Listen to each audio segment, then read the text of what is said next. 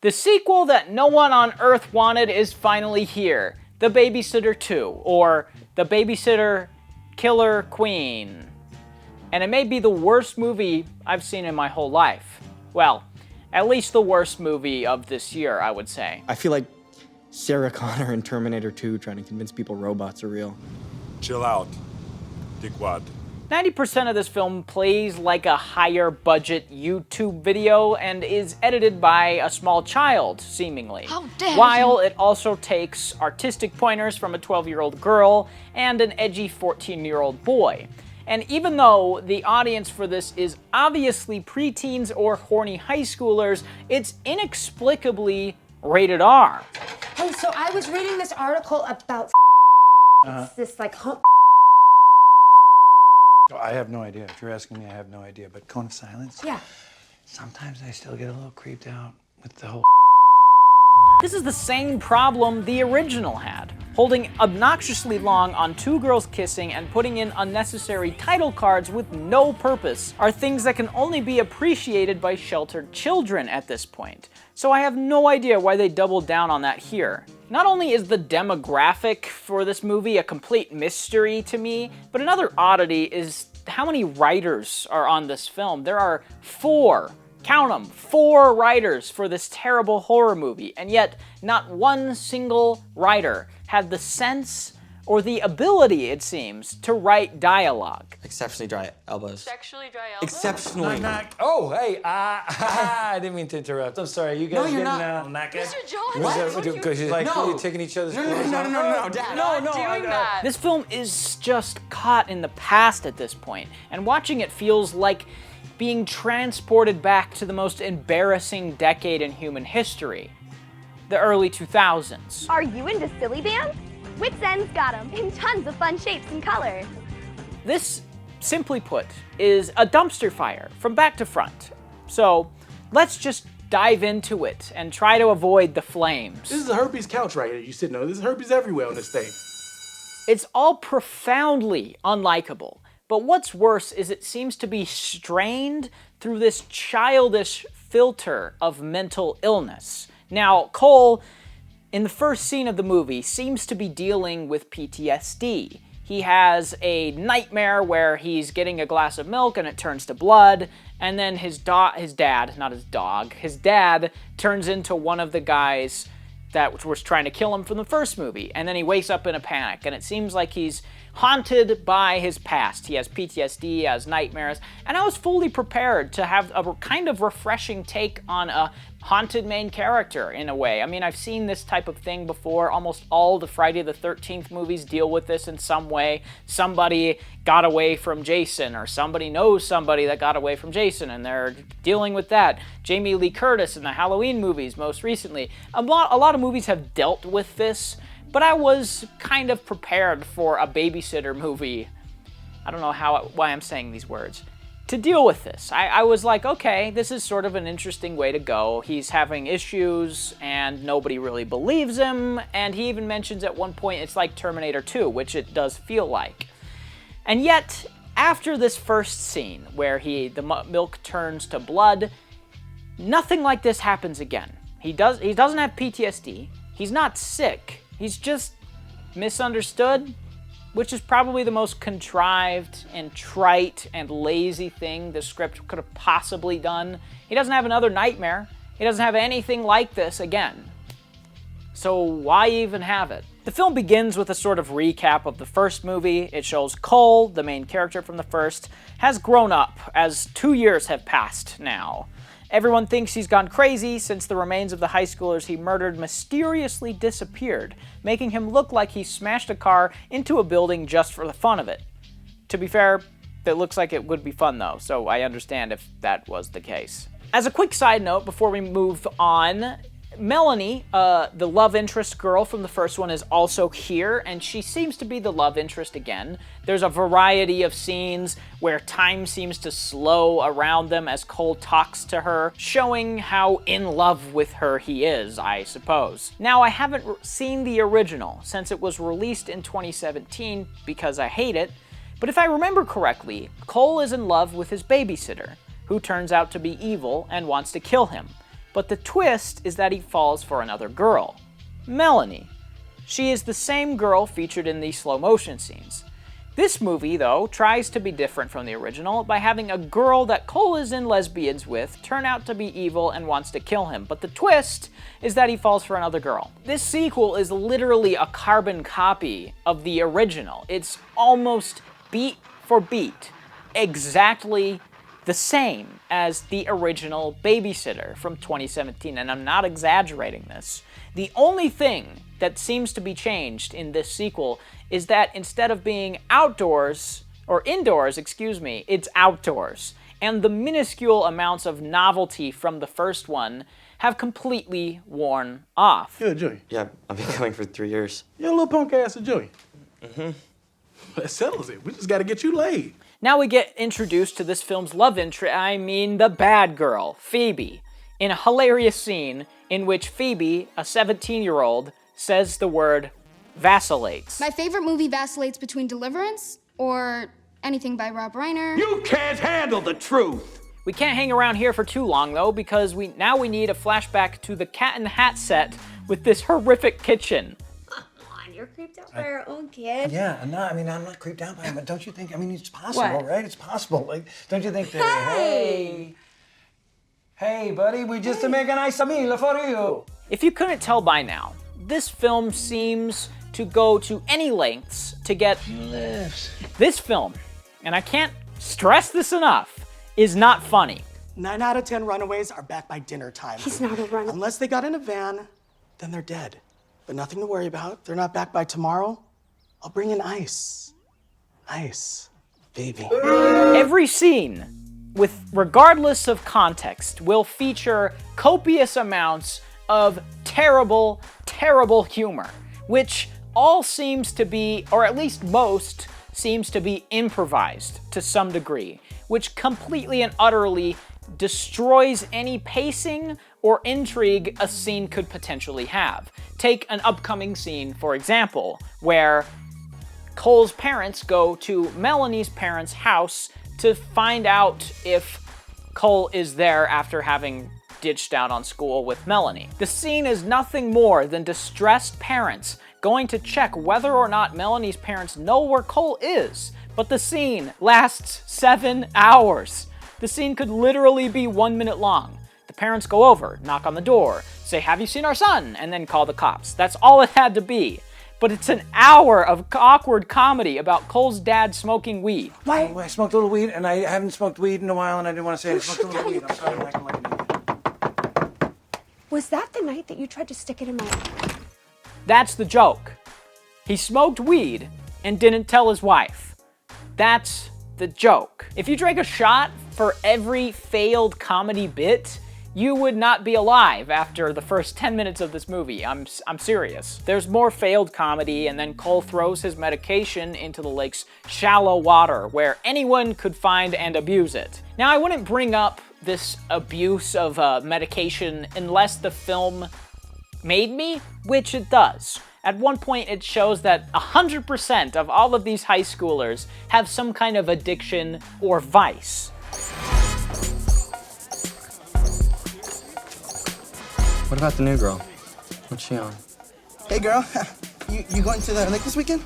Oh, yeah. I can't wait to finger you. Which is another interesting idea it does absolutely nothing with. If you had maybe made Cole have some addiction and another person another addiction, and you're kind of trying to flesh that out and how it takes a toll on you and your family or something to that degree, that would be interesting, but it doesn't. Cole isn't addicted to anything. His parents tell him at one point he should take his pills, but he doesn't want to, and he doesn't really ever. So he's not addicted to anything. And also, is it very reductive to compare Cole's quote-unquote medication addiction to a girl being addicted to penis? Yes, it is. Yes, it is. But this scene, like many others, begs the question, why is it even in here? I mean, the whole point of it seems to ham-fistedly show that this new girl, Phoebe, they don't know what she's addicted to. And then you see her go to her locker, and there's a message in there with a rabbit, and she does not seem all that worried about it. And that's really the whole point of the scene. Nothing else goes anywhere. This whole abuse theme that it wants to shove down your throat isn't fleshed out at all. So you could just cut the rest. Just have her go to her locker and see that. Cut the rest. They're sending me away today. What do you mean? Let me see. What? No, it's not you. It's this place that's making you crazy. You need to get out of here. I mean, you need to get out of town. Clear your head. We're all going to the lake this weekend. Just come with me. I'm leaving at lunch. So Cole elects to go with Melanie to whatever this lake party is, and we get more awkward comedy. Serious question before I move on here. When was the last time you saw somebody in an R-rated movie push their face up against glass for a laugh? I honestly can't remember the last time I've seen that in even a kid's movie. So they head to the lake, and then we get that terrible scene I already talked about with Cole's parents. But there's more to this scene I want to address. This entire film is overexposed. If you don't know what that is, it just means that it's brighter than it should be, to put it very simply. You can see in the background of this scene, the highlights, which is the whites in the scene, are completely blown out, and there is no detail in it at all. The entire runtime is filled with shot after shot of actors, backgrounds, and even obvious sets that are so brightly lit you can often see the seams. It looks terrible, and it's especially clear anytime a character is outdoors. There isn't an attempt at anything stylish that didn't involve a computer. The camera work is all flat and lifeless. The color palette is ugly, it's all overlit, and the real cherry on top is the already dated visual effects. How was this made by the director of Terminator Salvation? There isn't even an attempt at moody lighting. Let's go, come on.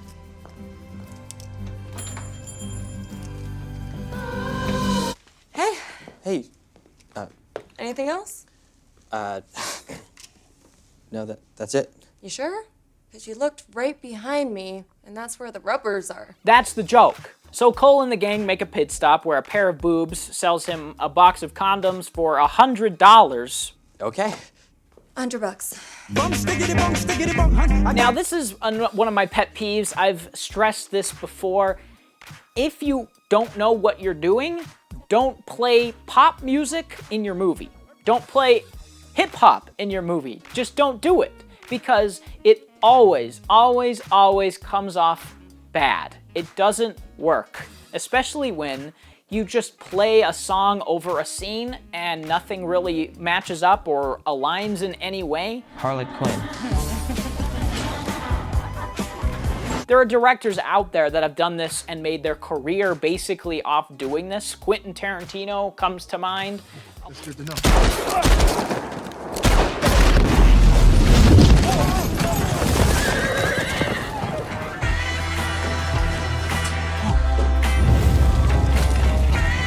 A lot of his movies feature music that would not be prominent in that time setting. Django Unchained has rap in it. But that's Quentin Tarantino. He's like a master of it at this point. He's a master of using the right song with the right message, with the right scene. And he doesn't push it. It's not every single scene. This movie, it's like every single scene is a different pop song.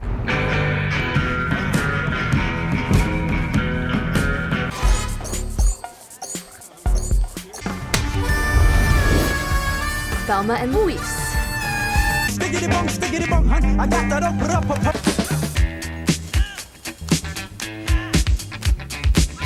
There's been heartache and pain. I don't know.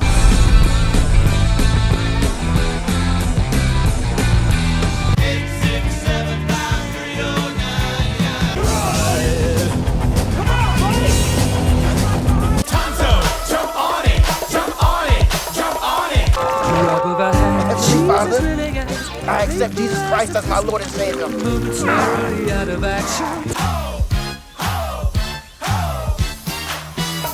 And it gets so grating so fast because it's clear the filmmakers just want to give the movie a illusion of style to appeal to a younger audience by putting songs in that they will recognize.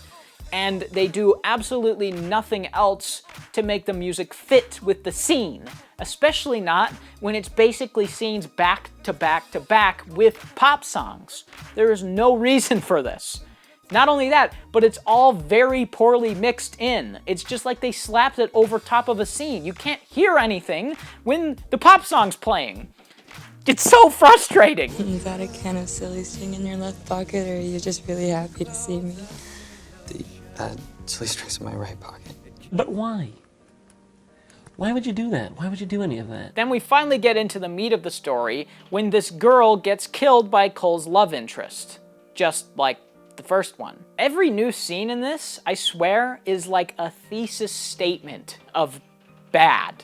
And this scene just exemplifies how poorly edited this movie is. Now, if you look at this scene, Melanie slices open this girl's throat with a meat hook, somehow. I'm not entirely sure how that would work. It'd be horribly inefficient and awkward, but she does it. So she slices open her throat, and there isn't any wide shots to show where people are oriented at this point in time. So it looks like, the editing makes it seem like her throat gets sliced open in the direction of Cole, the main character, and she's shooting blood out, and Cole gets a little on him before he backs up and panics. And then, in the next cut, you see a guy who is behind and to the left of her get covered in blood. Now, I don't know if she spun around and just started shooting blood everywhere. If that was the case, I don't know why anybody else didn't get it on them. But he wasn't anywhere close to her, unless he jumped in front of her in a cut we didn't see. It's so awkward.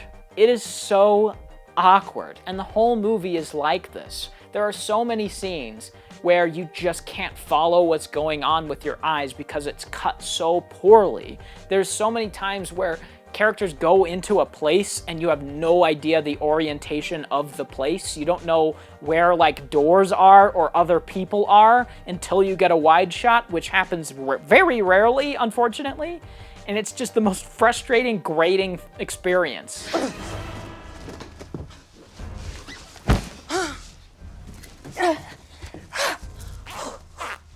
Don't worry, guys. I'm good. So just in the nick of time, Phoebe shows up on her jet ski that she stole from earlier, that was on and powered up, that she just jumped on, and allows Cole to escape. They do so, sort of discuss their troubled past, and then we get this scene where the girl with trust issues, Phoebe, decides to sit next to a creepy guy in the middle of nowhere. What is she thinking? Of course, he tries to rape her, but in a real goof, Cole ties his shoes together. Take our private parts and be on our way. Gotcha! Gotcha, rapist! You bumbling idiot. Silence, rapist. They behead this Asian girl from the original and then narrowly dodge the cult members by throwing a plastic snake at them. So then the young cult members and the ones from the original decide to split up and follow the foul stench of a trite romance brewing between two unlikely people. But I really appreciate you coming back. No one's ever done anything like that for me before. What? No, don't say sorry. I'm sorry.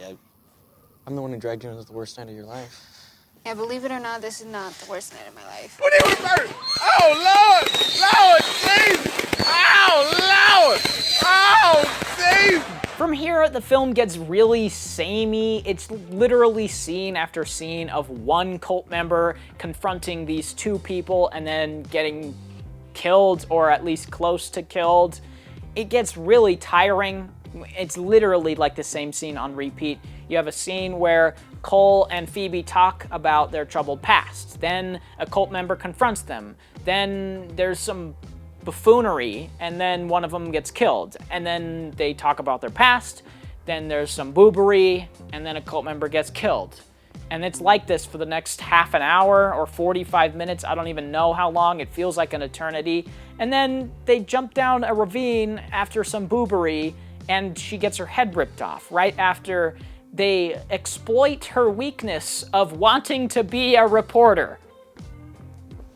Which is so stupid. This is something I should talk about, though. Every cult member in this movie, or maybe I shouldn't call them cult members, demons, because they sign their soul to the devil, they all get their own flashbacks to when they signed their soul to the devil, and Samara Weaving from the first one, the babysitter from the first one, is there wearing a horrible wig, and she recruits all of them, and you get these scenes showing how they were recruited, and Bella Thorne gets one where she's trying to be an anchor, and then she gives the most unconvincing performance of her whole life, and then she signs her soul to the devil to be a reporter, which she isn't. And then we see King Batch trying to be an artist, like a musician, and so he signs his soul to the devil to be a musician. And then the shirtless dude just wants to throw grease on a Karen, and so he signs his soul to the devil. It doesn't make any sense, and it's all incredibly clunky and poorly executed. These scenes just sort of happen. You could literally pull them out and put them anywhere and nothing would really change. They literally just happen. It's the most awkward thing ever. And the only one that pays any dividends into the story is the Bella Thorne one, because our young main characters use it to, like, confound her for a moment so that they can escape. Yeah, you totally give me like a young Kelly Ripa vibe. That's who it is! With a little bit of Barbara Walters. Uh-huh. Like the look. Your verbal acuity is unparalleled. Exactly. Allison, you are ready for prime time. Prime time? You are a star. What kind of job do you want? I'm a journalist. Super smart, and you're hot and really driven. Thank you. This sequel is literally a carbon copy of the original. If there was ever a point to it, I think it would be to point out how far people would go to make their dreams come true or to fulfill their addiction or their vice, as is alluded to earlier on. But the problem is it's so poorly executed. I mean, in order to make this type of thing work, it would need to involve the main character. There are two themes going on simultaneously in this movie. There is the substance abuse theme that goes absolutely nowhere, which doesn't relate to these flashbacks all that well. And then there's a theme of working hard for success. Taking shortcuts is a cop-out, and getting something without actually working for it is ultimately unrewarding. And this is where these flashbacks seem to relate to. These people didn't work for success, but also they don't have success. They signed their soul to the devil to be a reporter, a musician, and to kill people. So the one where they kill people, he couldn't work hard for success at killing people? Just throw that out. That's stupid. But then, in order to prove the point that you need to work hard for success and taking shortcuts won't work, you need to show that these people have the things they want, but not really. Or, alternatively, you show that Cole has a substance abuse habit or some kind of addiction that is directly correlating to a goal he has to accomplish that the devil can then provide a shortcut to that he has to decline. That's like a classic hero's journey story beat, and it doesn't happen here. Instead, Cole isn't addicted to anything and has no goals. He just kills some people, gets laid, and then that's it. That's the whole movie. I mean, if you want these themes to work, you actually have to have scenes relating to them, and they just don't. It's the most bizarre thing. You ain't gonna get no service out here. Sat phone, bitch. Plan B is more than the pill I take on Saturdays.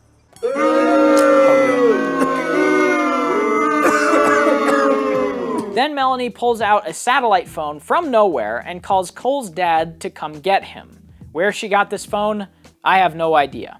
So I should talk about the death scenes in this movie, because this is a horror slasher movie, for lack of a better term, and in a slasher movie, the best stuff is when Jason goes and kills somebody. And we just saw in this movie shirtless dude get his face ripped off right before girl calls Cole's dad on a satellite phone. The gore in this is not terrible. There's a lot of gore that gets thrown around, and that's kind of fun.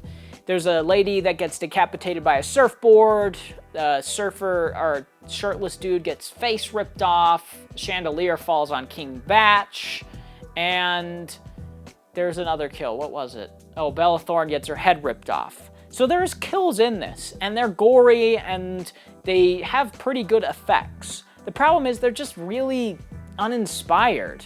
For a movie this goofy, the kills really aren't. They're just kills. Again, a lady just gets her head ripped off. The goofiest thing that happens is the Asian woman who gets decapitated by a surfboard that sticks into a rock. That's the goofiest thing here. And A Nightmare on Elm Street 3 did goofy kills way better. And Friday the 13th Part 6 did goofy kills way better. There's just a real lack of creativity, and there's no inspiration in anything that this movie does, and that infects the stuff that should be fun, the kills. They're just not creative. They're just not fun at all. Bella Thorne gets her head stuck in a rock. It doesn't even make any sense. And then a guy gets his face ripped off by like a tiny rotor on a small boat. It's just so lame. I wanted to fall down the rabbit hole and wake up in a strange land and meet all sorts of crazy characters. Go on adventures along the way. Add wild, deranged adventures. You failed! But these death scenes aren't the only thing the film fails miserably at. It also falls on its face whenever it tries an emotional scene. The scenes between Cole and Phoebe from here on out are all comprised of Phoebe slowly revealing her backstory to Cole for little to no reason, other than that the movie wanted to have some kind of intrigue and mystery. But it doesn't relate to anything, nor does it drive anything forward. Apparently, she blames herself for her parents' death. The rabbit we saw earlier on was hers as a child, and because she left it somewhere, her parents went looking for it and were killed in a car accident. But why? Why did the movie need her to be damaged goods? Why did they have to make her a delinquent? It's not as if she uses that to her advantage or anything. She's haunted by her past, but in no way does that relate to anything. I think the film wants to say that being a broken person isn't at all a bad thing. We all have our issues. We're all addicted to something. However, this point of her overcoming her past doesn't land because she doesn't confront it or overcome it. In order to have the themes of this movie work, which I've already touched on, you need the main characters to experience it. You need Phoebe to have be damaged and to have a road to recovery in a way. You need Cole to be damaged and to have a road to recovery in order to work hard for success. They needed to get over some addiction or some damage and have a goal that they can accomplish, and then have trials along the way. Like I said, you could have the devil offer a shortcut to be enticing him into trying to get to his goal quicker, and then denying it because that's the theme. But it doesn't. The arc of both of these characters is that Phoebe blames herself for her parents' death. And then she goes to her parents' cabin, then she gets laid, and then she's fine. Cole, nobody believes him about the night he killed all these high school kids. And then he gets laid. And then everybody believes him and he's fine. The arc of both of these characters is that they get laid. That solves their problems. It doesn't relate to the themes presented at all. That settles it. We just gotta get you laid.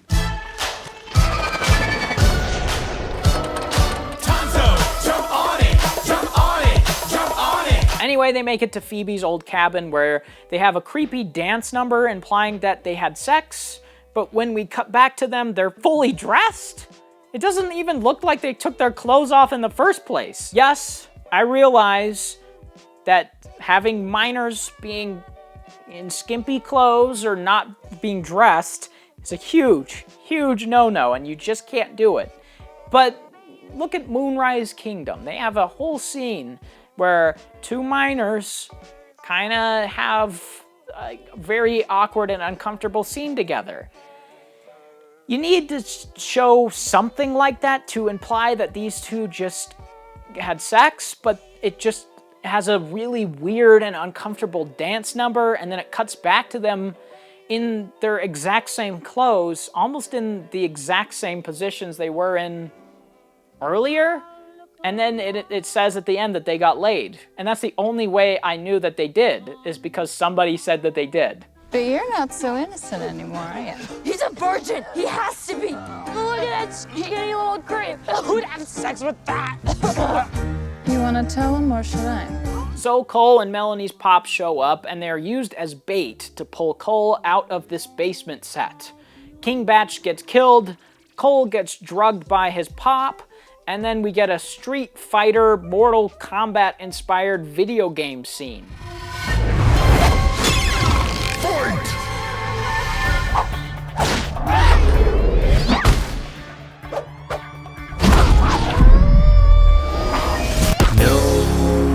But Phoebe loses because she's trying to fistfight one of Satan's groupies and gets herself captured. Meanwhile, Cole is knocked out in his father's car, who has to stop to charge the car up. But when the car alarm goes off, Cole is awakened. Oh, shit. What is it? Cole, unlock the door. This is another pet peeve of mine in movies, when somebody like leans up casually against a car and the alarm goes off, alerting villains to someone's location, or in this case, waking up somebody. Don't do that. But my frustrations with these plot conveniences are only beginning. Shortly after this, we are treated to a plot twist that is so see-through it's embarrassing. That's right, Samara Weaving, the original babysitter, is back wearing a horrible wig and sleepwalking through her performance. Me? You two know each other? Hey, Phoebe. You've grown. Apparently, she masterminded this whole operation to save Cole and Phoebe because they somehow both had her as a babysitter. Not sure how that works. Samara Weaving was apparently the one that put the rabbit in Phoebe's locker earlier, giving her the combination to the safe in the basement to get weapons.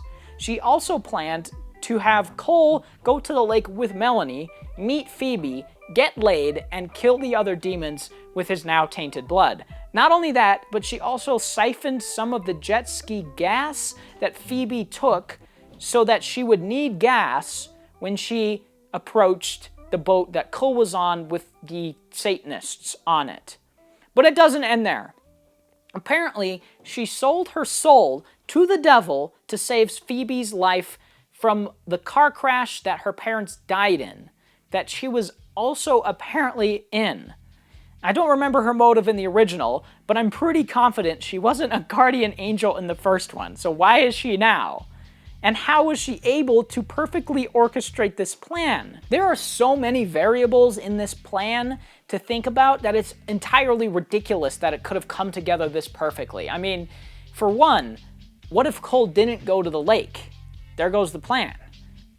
What if he doesn't befriend Phoebe? There goes the plan. What if he doesn't get laid?